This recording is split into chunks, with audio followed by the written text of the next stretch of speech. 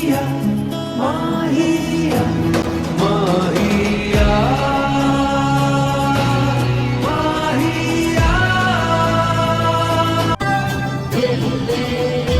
मेरा मन नहीं है ऋषभ, मुझे डांस नहीं करना। बॉस मैम आपको कुछ नहीं करना, सब मैं करूँगा। आपको सिर्फ मेरा साथ देना है। दीजिए आप।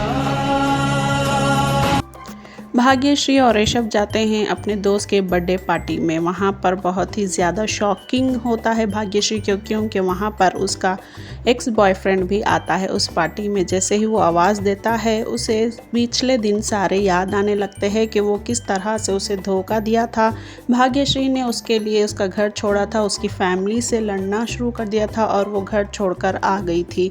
पर भाग्यश्री का एक्स बॉयफ्रेंड उससे कहता है कि तुम्हारी फैमिली को छोड़ दिया है। मैंने तो सोचा था कि तुम्हारे अप्पा हमें सेट कर देंगे, पर अब तुमने फैमिली को छोड़ दिया है तो तुम्हारे पास कुछ भी नहीं है। मैं तुमसे शादी नहीं कर सकता। इस तरह से वो उसे धोखा देता है और वो सब कुछ उसे याद आने लगता है कि किस तरह से वो कठिनाइयों का, मुश्किलों का सामना कर 5 साल अपनी फैमिली से अलग रह चुकी है।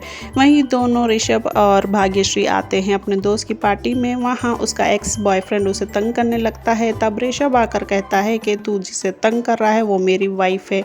ये सुनकर उसका एक्स बॉयफ्रेंड भी हैरान हो जाता है और भाग्यश्री को भी पिछले दिन याद आते हैं कि किस तरह से ऋषभ ने उसका साथ दिया, हर वक्त उसे सपोर्ट किया, उसके साथ शादी की रस्में निभाई है, उसके अम्मा पापा को खुश रखा है। ये सब याद करती है और याद कर कर कहती है कि हाँ ये मेरे हस्बैंड है। तब उसका बॉयफ्रेंड बहुत ही ज़्यादा शॉक हो जाता है। यहाँ पर ऋषभ उसे भाग्यश्री को यहाँ से लेके चले जाता है और साइड में बिठाकर उसे पहले रिलैक्स कराता है, उसे जूस पिलाता है और वो उसे समझाता है और पूछने लगता है कि कौन था वो आदमी। तब भाग्यश्री बताती है कि ये वही है जिसके लिए मैंने अपने फैमिली को छोड़ा था 5 साल पहले।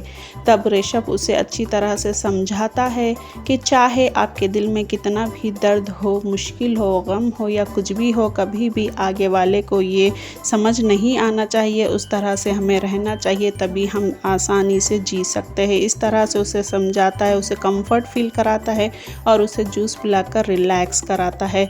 तभी वहाँ पर बहुत ही ज़्यादा गुस्से में आ जाता है ऋषभ कि वो उसके साथ कितना बदसलूकी किया था, कितना उसे डांट रहा था, कितना उसे किस तरह से बात कर रहा था। वो बहुत ही ज़्यादा गुस्से में उठता है। तभी भाग्यश्री ऋषभ को रोक लेती है और कहती है कि मुझे यहाँ पर कोई भी तमाशा नहीं चाहिए, ऋषभ प्लीज़ रुक जाओ।